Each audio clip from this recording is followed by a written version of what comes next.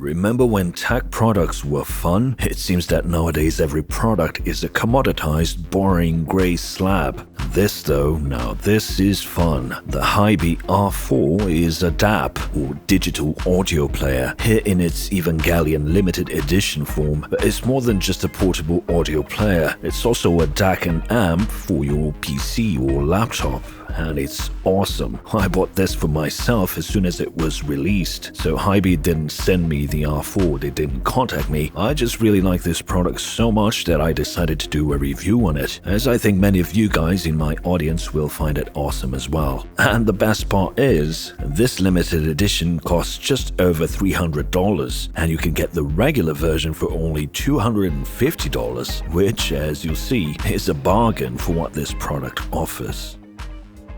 Today's sponsor, Urcdkeys.com, are having an Easter super sale offering 100% official OEM Windows 11 Pro and Microsoft Office keys for just over $20 when you use my coupon code C25 for an extra 25% off the listed price. If you buy a Windows key directly from Microsoft, you can pay up to $150 depending on your region, and that's for a home edition license. But if you buy an OEM Windows 11 Pro key from Urcdkeys.com, you'll only have to pay $21 and a few cents if you use my coupon code C25, and that's for Windows 11 Pro. These keys work globally, and you'll get them within minutes. You can pay with a credit card or with PayPal. After purchasing, go to your purchased orders page and copy the key, and then on your Windows install, type in the search activate and enter your key in the appropriate field. That's it, your Windows is now activated, and you can change your wallpaper and customize windows and all that. You can also get Office 2021 Professional Plus at a massive discount if you use my coupon code C25 for 25% off. Check the links in the description for your cheap official OEM keys from Urcdkeys.com.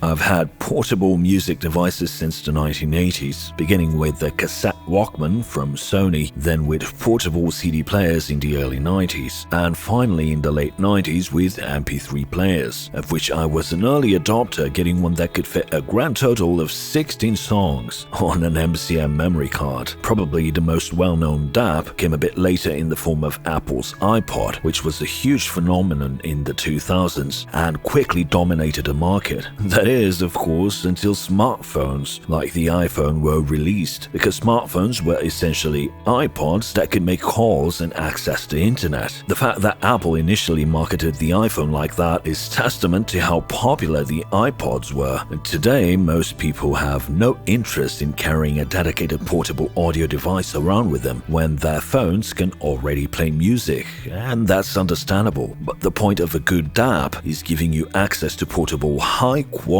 sound, which basically means having the power delivery to drive good quality headphones properly. You see, it's not that smartphones can't produce good quality audio, it's just that phones are not designed to provide a lot of power to headphones or speakers. Contrary to what the audiophile community thinks, the DAC chips themselves, or digital to analog converters, in phones are just as good as any DAC on the market. A $10 DAC chip on a phone is nowadays just as good as the DACs used in devices that cost thousands of dollars. It's been a long time, decades even, since we've had bad DACs. There is no such a thing as a better sounding DAC today. They are all the exact same, despite any ridiculous marketing claims. Try telling that to an audiophile though. But the DAC chip isn't really what makes a good audio product. The DAC chip is just there to convert a digital signal to analog and vice versa. What makes a portable player like the R4 a must-have product, for me at least, are the op amps, in this case 6 of them, that can provide enough current to power good quality headphones, especially harder to drive headphones. It really is as simple as that. There's no magical quality to audio components inside a device like the R4, it's just that mobile phones cannot drive most headphones properly. So to be clear, for most people their mobile phone is enough for their needs. headphones. And if that's you and listening to MP3 quality or stream music with wireless in-ear monitors is all you need, that's great, and the R4 is not for you. But if you want to use good quality headphones on the go, you need a device that can drive them properly, meaning that can power them at the required volume without creating distortion. In the last few months using the R4, the main headphones I used with it were the Biodynamic DT990 Pro 250 ohm edition, the HiFiMan HE-R9, and my go-to headphones for outdoor use, the 99 Classic from Meze Audio, which are simply fantastic. If you try to use your phone with a pair of headphones like the 1990 Pro 250 ohm, you'll quickly realize that you can't push the sound up to the level that you might desire. The Hiby R4, on the other hand, can drive these headphones without any issues and provide impeccable sound quality without any noise or distortion. I go for walks with my dog in a park near my home every day, and I've been really enjoying taking the Hiby R4 with me, especially with the 99 Classics from Meze Audio, which not only look cool and subdued with this lovely oak finish, leather headband and solid metal construction, but are great for outdoor use, seeing as they isolate sound really well and they fit nice and snug, blocking out any exterior noise. They sound amazing. This particular version of the Hiby R4 is a limited edition collab with the Evangelion anime series, which turns 30 this year, hence the color scheme on the device, which matches the Eva 1 from the anime.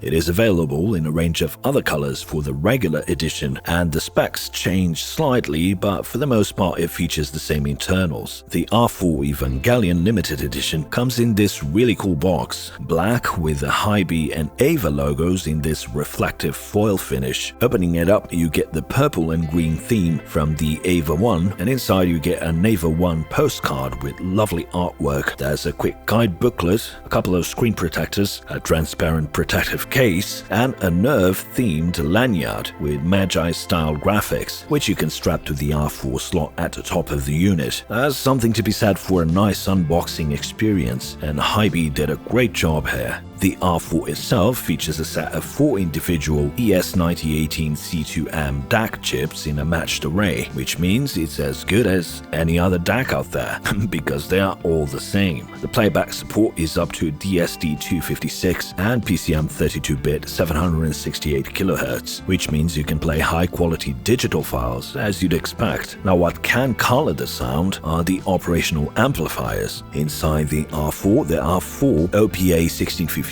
and 2 OPA 1612, so this is a Class A device, which is interesting considering this is a portable device. You would think the unit would get quite warm because Class A is fairly inefficient, but using it for the last few months I didn't feel like the unit got warm at all, even using it straight for 2-hour-long walks. But being Class A means the battery life is not the best, but you should be able to get about 7 hours of playback using the balanced output and around 11 hours if you are using the unbalanced output. There's no distortion even at fairly high volume, so all the transients are clear and sharp, at least in my 43-year-old ears. I noticed no heavy coloration in the audio. It's perhaps slightly darker than a fully transparent player, but as you'll see in a minute, that is something you can alter if you so desire. The device is powered by a fairly low-end SoC, the Snapdragon 665, but remember this isn't a phone. The SoC is plenty powerful for driving the operating system in a device like this whose main purpose is playing music. The regular version of the R4 comes with 3GB of RAM and 32GB of internal storage, but this limited edition Eva comes with 4GB of RAM and 64GB of internal storage, so a decent upgrade there, and there's an SD slot for expanding it up to 2 TB to fit your music collection. All of the usual streaming apps are supported, although if you're a true music lover, you should really stay away from those. They are convenient for discovering music to some extent, but they are absolutely destroying the music industry and are especially harmful to smaller music creators. I've been buying CDs since the 90s and still have my CDs and vinyl from back then, and I just rip my physical media onto the PC and then transfer it over to the R4. The fastest and most hassle-free way of doing this is just plugging the R4 via USB 4, although the device does support Wi-Fi at 2.4 GHz and even 5 GHz, and Bluetooth 5.0. Via USB, which is how I use it, it's instantly recognized in Windows. No need for special proprietary software or anything like that. And then after transferring your music, the R4 can scan the folders you select, and you can enjoy high-resolution FLAC or even WAV files that you own.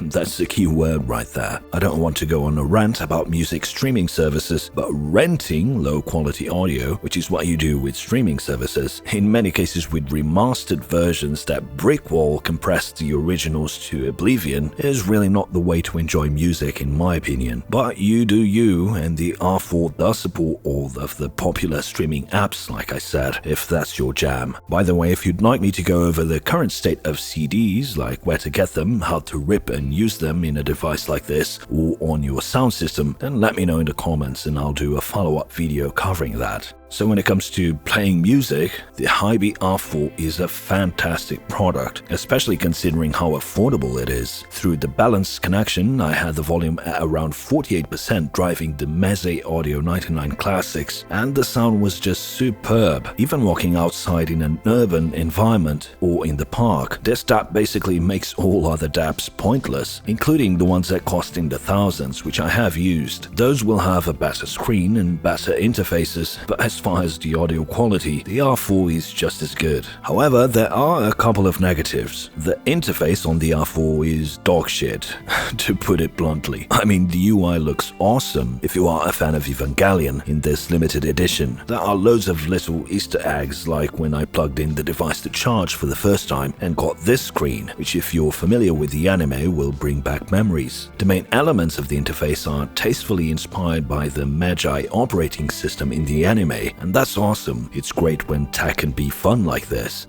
But the user experience is just very poor. The OS is ever so slightly laggy, and getting around the Hiby Music app can be really convoluted. There are functions to organize your music, to find album art and lyrics and all that, but getting to those functions is not an intuitive process and not user-friendly at all. Eventually I did find some shortcuts to improve the experience, but it's something that Hiby really needs to improve upon. By the way, if you guys know of a good quality Android app for organizing and playing music, let me know down in the comments. You can install any third-party app on the R4, so I'd be interested to try something other than the clunky native music interface, even if that means losing all the cool Ava-themed eye candy. Another negative is the screen, which is an IPS panel measuring 4.7 inches with a 720 by 1080 resolution, and that is fine for a music player, but the problem is the brightness. On a sunny day, the screen is just not bright enough. It's fine for indoor use, but outdoors, while usable, it's really bad by today's standards. I mean, it's fine, it's not a deal breaker. This is not the sort of device where you'd be looking at the screen all the time, but even entry-level phones these days have brighter screens than this. But honestly, those are the only negatives, the clunky interface and the screen. Now, I did leave the best feature for last, for the true audio aficionados out there. I think that's not as loaded a term as audiophiles. I personally love to tune my audio sources. I'm the sort of person who will create EQ profiles for different headphones, of which I have too many. Not only does the R4 come with a parametric EQ, so if you know your way around the frequency range and where each instrument falls and where male vocals land or female vocals, you can use this parametric EQ, and you can even do it per album if you so desire.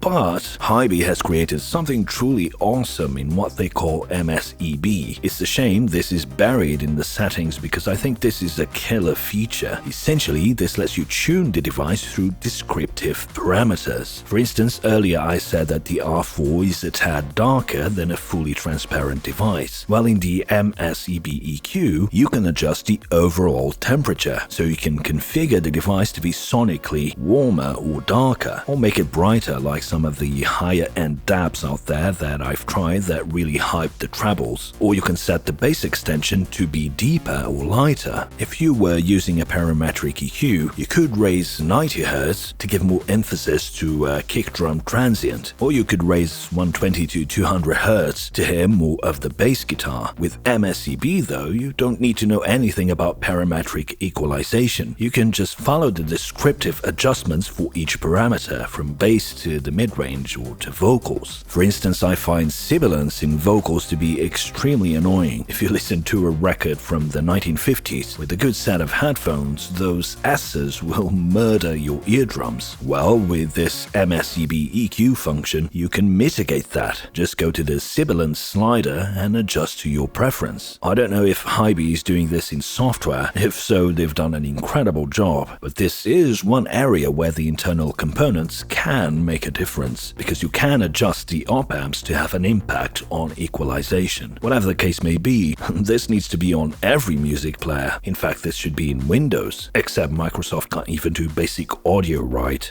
let alone EQing. I love that there's no distortion to this EQ function, even in the more extreme settings. And I love that you can store presets with different EQs for different types of headphones. For reference, this is my EQ preset for the 99 Classics headphones from Meze, which I highly recommend as a great pairing for this device. And remember that you can use the R4 as your DAC and amp for your PC, so you can EQ any content that you run on your rig, including games, to your liking. There's a ton more that I could talk about, like the indicator lights for different functions, the customizable slider at the top of the unit that lets you lock the device so it doesn't change songs while you are jogging, as it locks all the buttons, the small hidden Eva-themed things that you'll discover as you use the device, like a whole folder filled with Eva artwork and other cool details. I mean, this is a device that Hiby could easily be selling for twice of what they are charging, at $250 for the regular version and just over $300 for the Evangelion version. This is a steal. It's a fun tech product that performs well above its competitors in this price range and matches tabs that cost 5 times as much. And like I said, Hiby didn't send this to me. I haven't spoken with anyone there. This is just a device I enjoyed so much that I really wanted to share with you guys. Check the links in the description. I'll try and include affiliate links if I can source some for those of you who want to support the channel, and I can wholeheartedly recommend the Hiby R4 Evangelion Limited Edition if you want a place to start with your portable high-quality audio journey without breaking the bank. If you have any questions about this device, I'll be on the Cortex Discord server and I'll be happy to answer them there. A big thanks to my awesome patrons for their continued support. By becoming a patron for just a couple of dollars per month, you'll get exclusive access to the Cortex Discord server, so head over there now. Thanks for watching, and until the next one.